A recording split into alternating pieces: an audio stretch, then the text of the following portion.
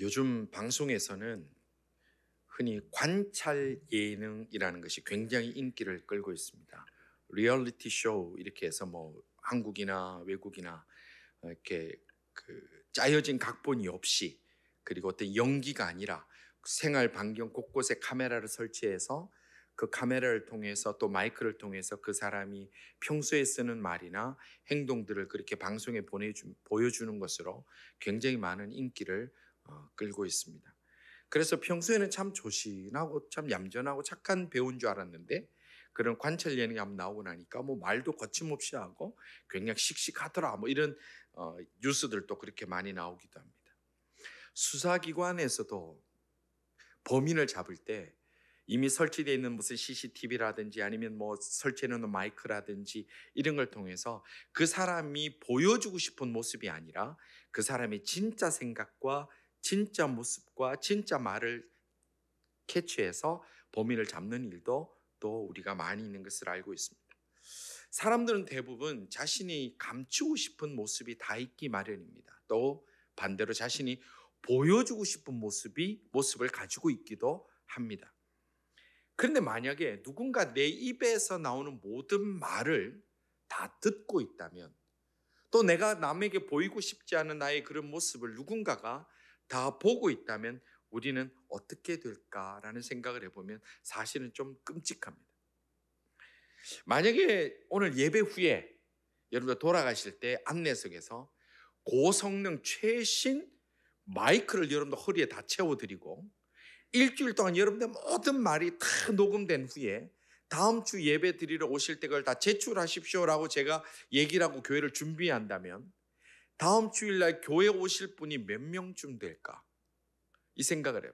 그래도 다음 주에 교회 오실 분들이 다 차고 이제 자기가 일주일 동안 했던 말을 녹음했는 걸 제출하면서 나올 만한 분들이 과연 우리 가운데 얼마나 있을까? 분명한 것은, 확실한 것은 저는 다음 주 못 나옵니다. 그걸 다 하면 저도 자신이 없어요.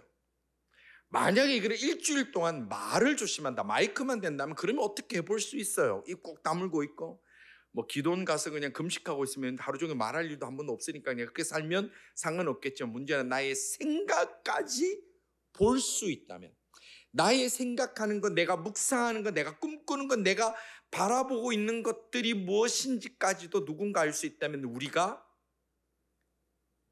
담대하게 당당하게 살아갈 수 있는 사람이 과연 우리들 가운데 몇 명이 있을까라는 생각들을 해봅니다. 우리 오늘 성경 읽은 본문 10편 19편에 보면 아마 다윗은 다음 주에 당당하게 나올 수 있을 것 같아요. 그 이유가 뭘까? 그 근거가 뭘까? 다윗은 말이 늘 온전하기 때문에, 생각이 언제나 순결하고 깨끗하기 때문에 그런가요?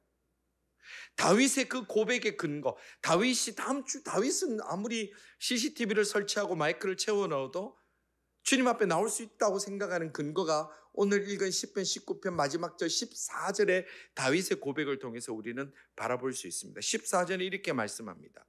나의 반석이시여 나의 구속자이신 여호와여, 내 입의 말과 마음의 묵상이 주님 앞에 연락되기를 원하나이다. 여러분들 이거 엄청난 무서운 고백이에요. 여러분들 이 고백을 한번 다시 보십시오. 나의 반석이시여 나의 구속자이신 여호와여, 내 입의 말과 마음의 묵상이, 말뿐만 아니라 내가 생각하는 것, 내가 묵상하는 것까지 주님 앞에 연락된다. 이것은 제사할 때 쓰는 용어인데 하나님 앞에 드려진다는 뜻이에요. 하나님 앞에 다 올라가고 드려진 게를 자원해서 원합니다라고 고백할 수 있는 것은, 이것은 무서운 고백입니다. 우리 가운데, 우리 인생 가운데 이렇게 고백할 수 있는 인생이 얼마나 될까요? 이것은 엄청난 고백입니다. 그러면 다윗이라는 분이 하는 말이 다 아름다운 말만 했기 때문에 그럴까요? 다윗은 생각이 다 아름답고 순수하고 깨끗하고 하나님이 기뻐하는 생각만 했기 때문에 이렇게 말할 수 있을까요? 우리는 다윗에 대한 아주 디테일한 정보들을 성경을 통해서 우리는 보게 됩니다. 열왕기서를 통해서 또 시편의 많은 시편을 통해서 다윗의 고백을 통해 보면 다윗도 참 많은 말 실수를 합니다. 많은 어려움을 겪습니다. 그도 때로는 우리가 짓지 못할 더 큰 죄까지도 다윗은 계속해서 지었던 사람입니다. 그럼에도 불구하고 다윗이 이렇게 하나님 앞에 나의 입의 말과 마음의 묵상까지도 하나님 앞에 오픈되기 원합니다. 드려지기 원합니다. 하나님이 받아주시기를 원합니다. 이렇게 말할 수 있는 근거가 무엇일까? 그렇게 자신이 완전하기 때문에, 문제가 없기 때문에 그럴 수 있는 것인가? 라고 할 때 우리가 성경에서 보여주는 다윗의 모습은 그런 인간이어서가 아니라는 겁니다.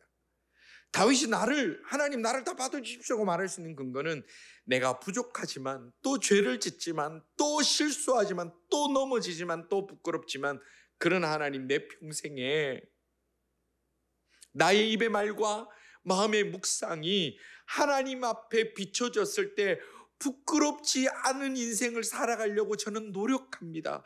뼈를 깎는 노력으로 제가 주님 앞에 힘씁니다. 애씁니다. 라는 그 확신과 그 고백이 있기 때문에 이렇게 가능한 것이라는 겁니다.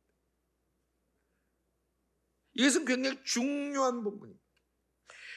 그러면 다윗이 무엇을 근거해서, 자기가 뭐를 근거해서 자기가 하나님 앞에 이렇게 감히 얘기할 수 있을까? 뭐를 근거해서?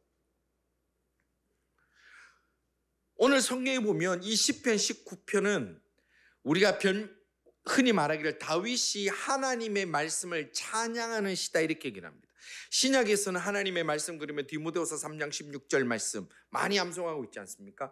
그것처럼 구약에서는 이 하나님의 말씀에 대한 찬양하는 게 시편 19편인데, 다윗이 그렇게 자신이 얘기할 수 있었던 근거는 뭐냐면, 자신은 평생에 하나님의 말씀 앞에 바로 살려고 노력했던 사람이기 때문에 감히 내 말과 내 생각마저도 하나님 앞에 드리겠습니다라고 고백하고 있다라는 겁니다. 그러면 다윗이 오늘 19편을 통해서 하나님의 말씀이 도대체 어떤 능력을 가지고 있길래, 하나님의 말씀, 성경이 어떤 힘이 있길래, 어떤 역할을 하길래 다윗이 이렇게 얘기할 수 있을까? 오늘 본문에 보면 7절 상반절에 보면 다윗의 그 첫 번째 고백이 뭐냐면, 하나님의 말씀은 능력이 있는데 영혼을 소성시키는 능력이 있더라 이렇게 고백합니다. 7절 상반절에 이렇게 말씀합니다. 여호와의 율법은 완전하여 영혼을 소성시키며, 이렇게 고백합니다. 여호와의 율법은 완전하여 영혼을 소성시킨다는 건 뭐냐면 다시 살려낸다는 거예요. 다시 살려낸다. 여호와의 율법은 완전하여라고 해서, 완전하여. 이건 너무 당연한 얘기 같지만 이게 중요한 얘기가, 요즘 여러분들 이 북미를 중심으로 한국에서도 제가 볼 때 이단을 넘어서 사이비가 얼마나 지금 횡행하는지 그 이전 시대보다 더 심각합니다. 코로나를 지나면서 사람들이 교회를 나오지 않고 인터넷을 뒤지기 시작하면서부터 사이비들이 지금 어마어마하게 지금 활동을 하는데, 그 사람들이 말하고 있는 것의 핵심은 뭐냐면 하나님의 말씀은 완전하지 않다라는 거예요. 미완이라는 거예요. 그래서 계속 지금 또 계시를 받아야 되고 꿈을 꾸라 그러고 지금 또 음성을 들으라, 그렇지 않으면 너희들이 하나님의 뜻을 모른다라고 얘기를 하고, 거기에 지금 빠져들어가는 젊은이들이 얼마나 많은지 모릅니다. 제가 아는 주변에도 많이 있어요. 그러나 우리가 하나님의 말씀을 기억해야 될 것은 여호와의 율법은 완전하다는 것입니다. 믿으시는 분들 하나님 앞에 아멘 할 수 있기를 바랍니다. 자꾸 이게 아니라고 보니까 그래서 캐톨릭이 망했던 거예요. 종교개혁을 왜 해야 되었을까요? 캐톨릭이 계속해서 하나님의 말씀이 온전한 것으로 보지 않고 이상하게 무슨 수호천사니 이상한 거를 자꾸 갖다 붙여서 나중에 말씀이 아니라 행위로 구원을 받는다라고 가니까, 나중에 그 말도 안 되는 일들 때문에 면죄부라고 할 수 없고 사실 벌부라고 할 수 있는 그것을 판매하면서, 교회가 그렇게 할 때 루터가 95개 반박문을 발표하면서 오직 믿음으로, 오직 말씀으로, 오직 은혜로만 우리가 살아갈 수 있다고 그렇게 할 수밖에 없는 거예요. 솔라 피데 솔라 그라치아 솔라 스크립투라. 하나님의 말씀은 완전한 거기 때문에 이 다윗이 뭐라고 그냥 고백하냐면, 그 하나님의 말씀이 나를 살려주더라는 거예요. 소성시키더라는 거예요. 우리가 인간이 강한 척하지만 영적으로나 심적으로 얼마나 쉽게 무너집니까? 특별히 강한 척하는 사람은 딱 부러집니다. 우리가 그렇게 강한 척하면 쉽게 무너지지만, 그러나 하나님의 말씀은 연약한 인간을 살리는 능력이 있더라는 거예요. 특별히 신앙생활 하다가 낙심이 오는 경우가 대부분 자기 열심으로 할 때 낙심이 옵니다. 자기 생각에 따라 낙심이 옵니다. 주변 환경에 의지하는 사람들 낙심이 옵니다. 그러나 하나님의 말씀을 가까이 하고 말씀으로부터 힘을 얻고 말씀으로부터 확신을 가지고 하나님의 주시는 그 말씀의 완전함을 붙들고 가는 자는 환경이 아무리 힘들어지고 아무리 나를 도우는 자 없고 아무리 나를 인정하는 자 없더라도 결코 꺾이지 않는 믿음의 길을 걸어가는 줄 여러분들 꼭 기억하시고, 하나님의 말씀으로 말미암아 이 한 해에도 다시 일어나는 힘을 모두 누리며 살아갈 수 있는 주의 백성 되기를 주님의 이름으로 축원합니다. 뭐를 여러분들 살리겠습니까? 목사가 맨날 전화해서 여러분 힘내십시오, 강건하십시오, 잘할 수 있습니다, 그러면 힘나고 능력나고 세임 납니까? 그런 거 없습니다. 귀찮아집니다.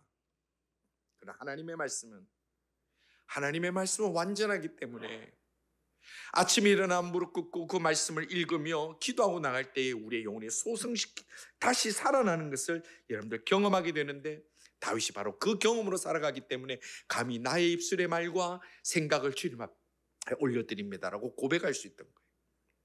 또 하나 이 다윗이 고백할 수 있었던 근거는 뭐냐 하면, 이 하나님의 말씀이 우둔한 자를 지혜롭게 하는 능력이 있기 때문에 자기는 하나님 앞에 이렇게 나간다 말할 수 있는 거예요. 7절 하반절에 이렇게 고백합니다. 여호와의 증거는 확실하여 우둔한 자를 지혜롭게 하며. 하나님의 말씀으로 지혜롭게 되어지기를 원하는 분들 아멘으로 말씀 받기를 원합니다. 하나님의 증거는 확실하여, 애매모호한 거 아니에요. 애매모호한 거. 하나님의 말씀은 확실해요. 확실해요. 내가 애매모호하게 해석하고 싶을 뿐이에요. 하나님의 말씀은 확실합니다.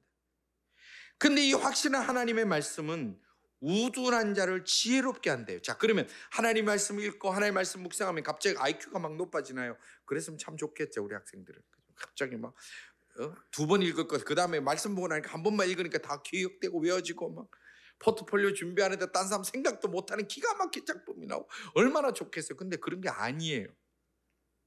막 갑자기 IQ 가지고 뭐 없던 생각이 떠오르는 게 아니라, 이 말씀은 뭐냐면, 인간이 아무리 지혜가 있고 생각이 많고 계획이 철저하다고 하더라도 하나님이 주시는 영감, 인스피레이션, 하나님이 주시는, 우리 마음에 심어주시는 하나님의 영감과 비교할 것이 없다라는 거예요.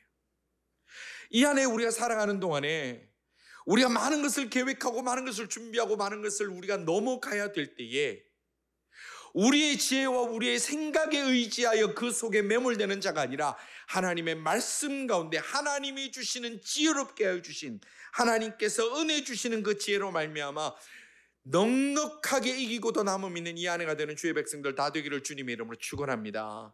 학생들 공부합니까? 공부하기 전에 하나님이여 주의 말씀을 내게 먼저 부으소서라고 그렇게 말씀 붙들고 나갈 때 하나님이 우둔한 자에게 주시는 지혜, 그 지혜를 받을 수 있다는 거예요.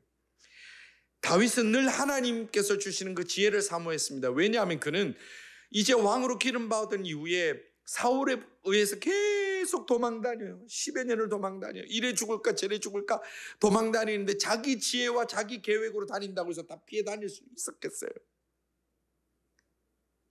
그가 하나님의 말씀 가운데 하나님의 그 말씀, 하나님의 율법은 완전하기 때문에 주의 말씀에 의지하여 갔을 때에 주께서 지혜롭게 해서 그 모든 상황을 이겨낼 수 있는 경험이 그에게 있기 때문에 그가 고백하기를 여호와의 증거는 확실하여 우둔한 나 같은 인간을 지혜롭게 해주시기 때문에 제가 감히 하나님 앞에 나아갑니다라고 고백하는 거예요.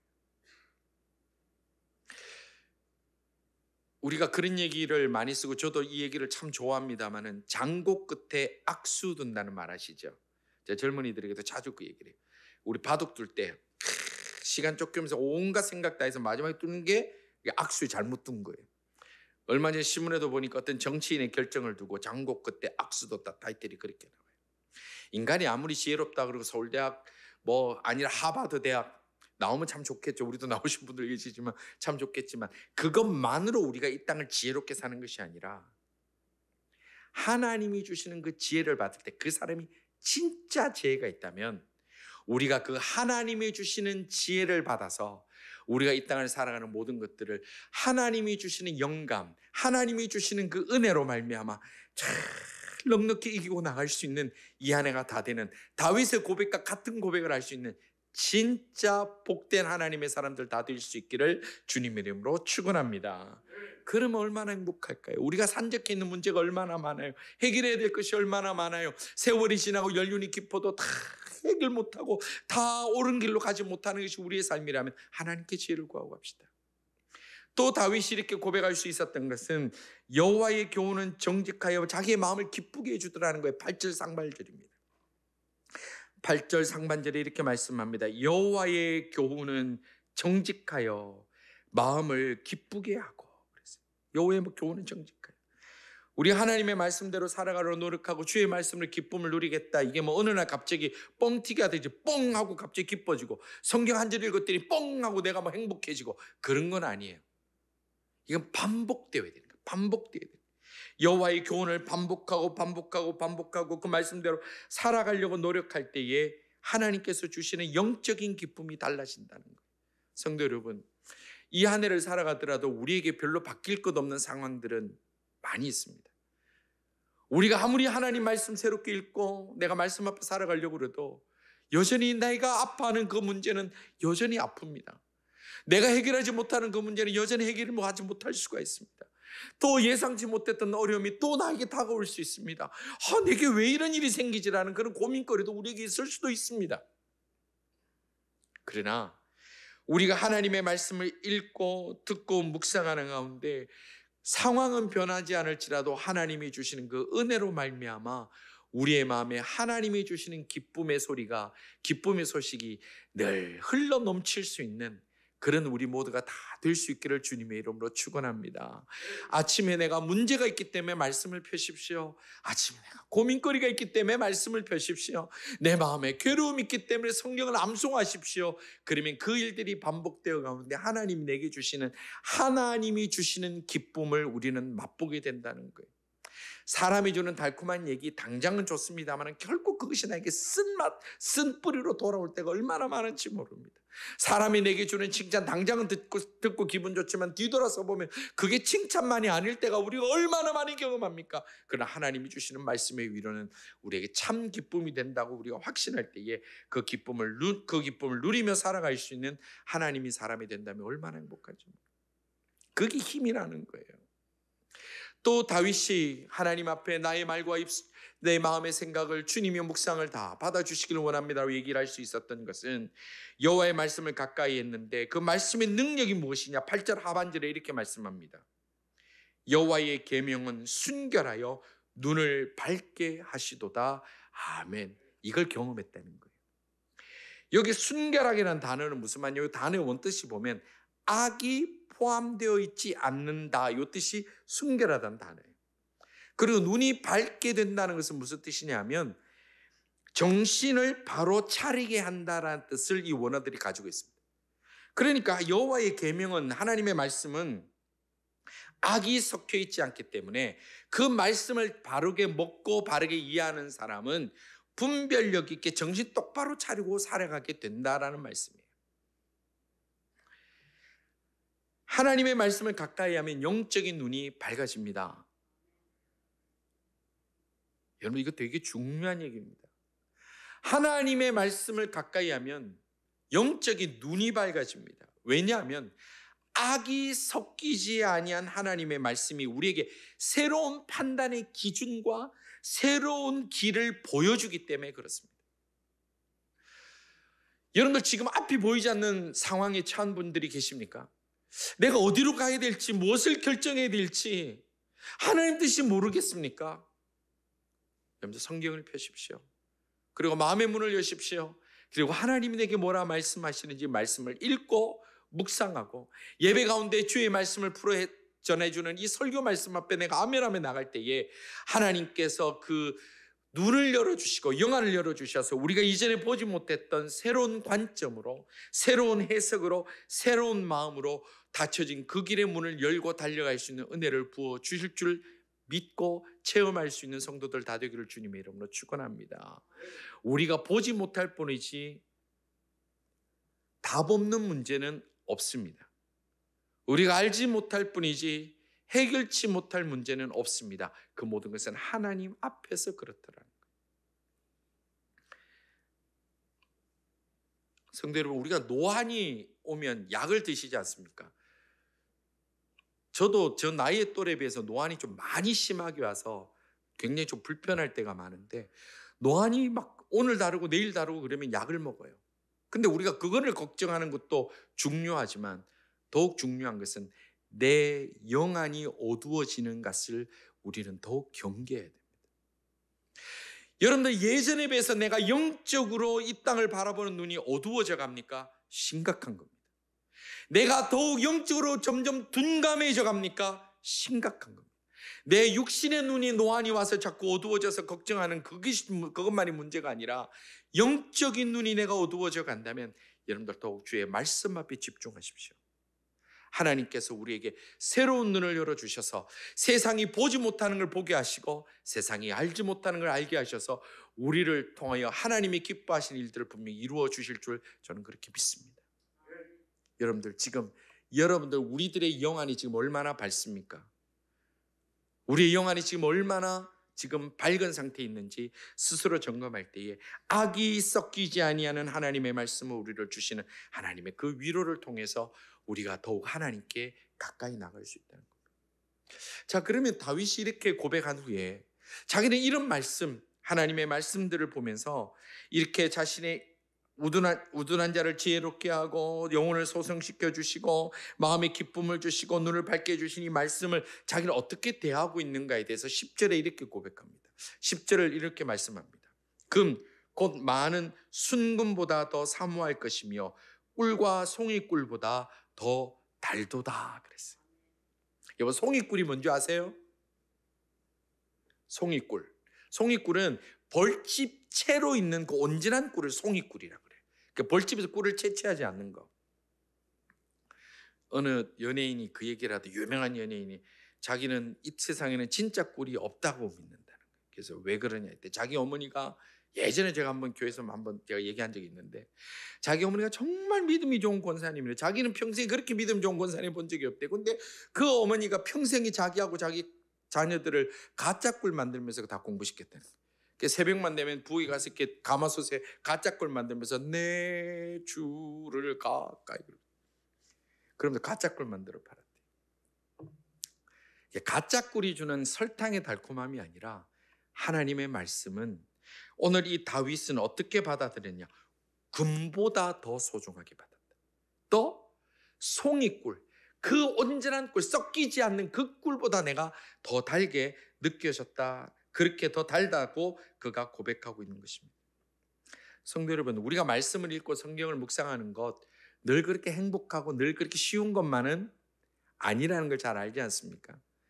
제가 성경 일독표 하면서 여쭤봅니다. 이 괜찮으세요? 어떻게 잘 읽혀지던가? 그러니까 목사님 어떨 때 너무 힘들어요. 한 장 나가기도 힘들어요. 어디가 그래요? 그러면 대부분 비슷해요. 레위기나 예레미야, 애가나 뭐 이쯤 가면 다들 막 지쳐요. 막.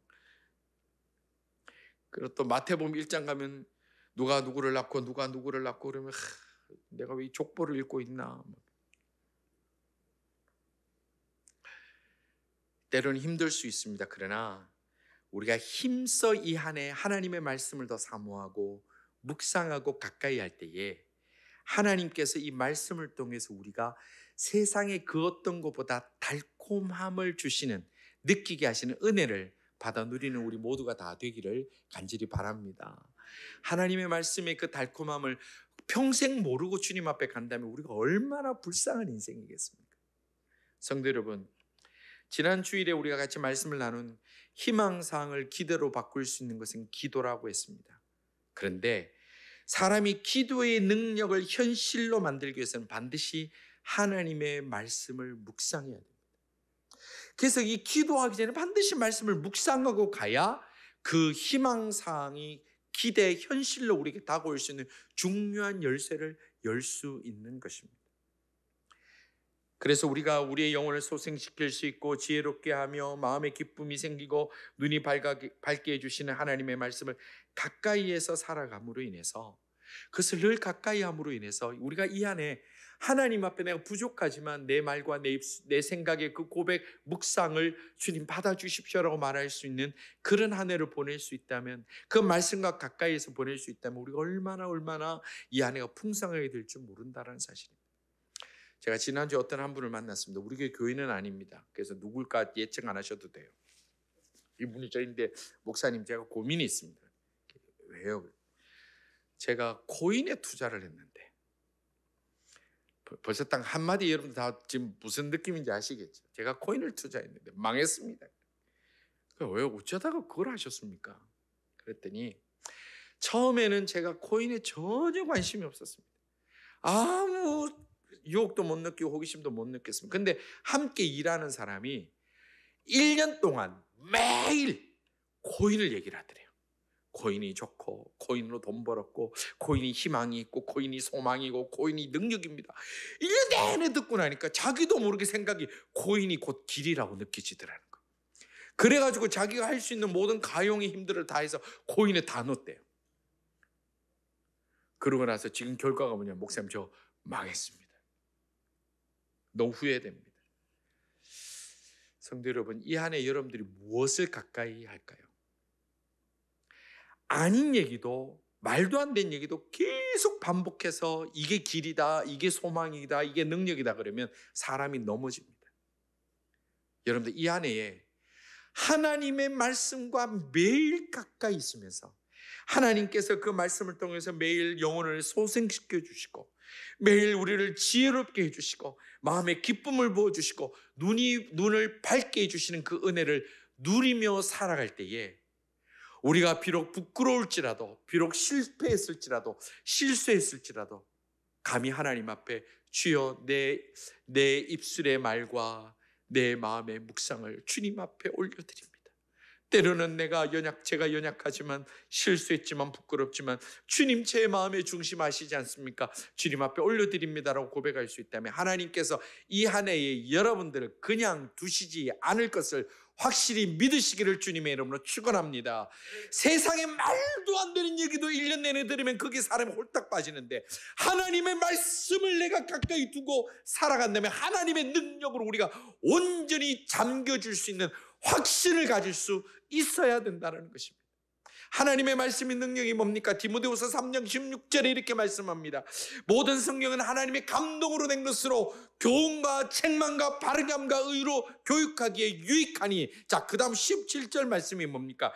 이는 사람으로 온전하게 하며 모든 선한 일을 행할 능력을 갖추게 하려 함이라. 아멘. 성도 여러분, 이 안에 우리 지난주는 기도에 대해서 말씀 묵상했습니다. 그리고 오늘은 말씀에 대해서 묵상합니다. 하나님의 말씀 가까이 두십시오. 하루도 빠지지 않고 그 말씀을 들으십시오. 하나님께서 우리를 교훈하시고 책망하시고 바르게 해주시고 이로 교육하시는 그 말씀 들으시고, 그 말씀을 통해서 영혼이 소생되는 것을 경험하고 지혜가 살아나며 기쁨이 살아나며 눈이 밝아지는 은혜로 말미암아 우리가 하나님 앞에, 하나님 부족하지만 죄송하지만 다윗처럼 저도 이렇게 고백하고 싶습니다. 나의 말과 마음의 묵상을 주님 받아 주시옵소서. 이 귀하고 거룩한 고백을 할 수 있는 이 한 해를 보낼 수 있는 우리 모든 하나님의 사람들 다 되시기를, 누가 갑자기 들이닥치더라도 놀라지 않을 수 있도록, 갑자기 주님이 부르시더라도 놀라지 않을 수 있도록 주님 말씀과 더불어 함께하는 우리 모든 성도들 다 될 수 있기를 주님의 이름으로 축원합니다. 기도드리겠습니다. 아버지 하나님, 저희들이 세상의 소리는 너무나 귀를 밝게 열고, 다른 사람의 뒷담화는 너무나 달콤하고, 다른 사람을 비난하는 것은 상대적 의로 기뻐하는 저희들을 불쌍히 여겨주시고 용서하여 주옵소서. 저희들이 오직 주의 말씀 앞에 엎드리고, 다윗이 주의 말씀 앞에 지혜를 얻고 기쁨을 얻고 영혼이 소성케 되며 하나님 주시는 그 밝은 눈을 얻은 것처럼 우리 성도들 이 안에 주의 말씀 가운데 귀한 은혜의 그 풍성함을 누리며 살아갈 수 있는 하나님의 백성들 다 되게 하여 주시옵소서. 아버지 하나님, 저희들 주의 말씀과 가까이 하며 주의 말씀을 주야로 묵상함으로 하나님 앞에 부끄러움이 없고 놀랄 일이 없는 주의 백성들 다 되기를 원하옵고, 이 한 주도 살아갑니다. 부끄럽지 않게 살아갈 수 있도록 힘을 주시고, 말씀 앞에 부끄럽지 않게 살아갈 수 있는 저희들 다 될 수 있도록 주여 저희들을 지켜 주시옵소서. 영광 받아 주시기 원합니다. 예수님 이름으로 기도드리옵나이다. 아멘.